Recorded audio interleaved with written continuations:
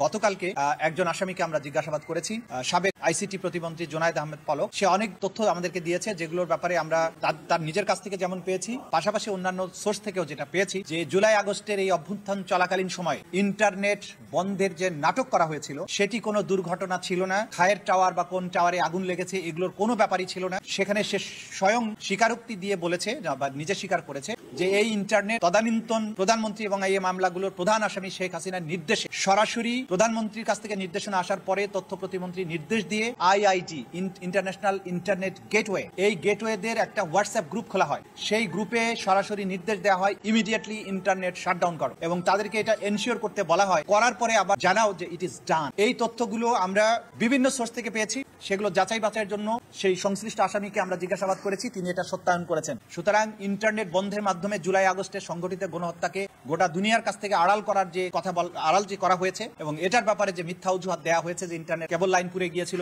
এটা হয়েছিল সেটা হয়েছিল, সর্বৈবভাবে মিথ্যা। সম্পূর্ণ প্রধান যে নিউক্লিয়াস শেখ হাসিনা তার নির্দেশে, তার পরবর্তী কমান্ডার জুনায়েদ আহমেদ পলকের পরবর্তী নির্দেশে এই ইন্টারনেট প্রোভাইডার যারা আছে, বিটিসিএল আছে এবং বাংলাদেশ সাবমেরিন কেবলস পিএলসি, এরাও চিঠি দিয়ে জানিয়েছে যে তারা কার কার নির্দেশে এটা বন্ধ করেছে। সুতরাং এই রাষ্ট্রীয় সংস্থাগুলোকে বাধ্য করে তদানীন্তন ক্ষমতাশালীরা, এই আসামিরা বাংলাদেশের ইন্টারনেট শাটডাউন করেছিল এবং এই গণহত্যাকে এক্সপেডাইট করেছিল। এই তথ্যগুলো আকার রূপে আমরা পেয়েছি, এগুলোকে আমরা ফর্মুলেট করছি, এখন এগুলোকে আমরা বিচারের উপযোগী করে কোর্টে প্রেজেন্ট করবো।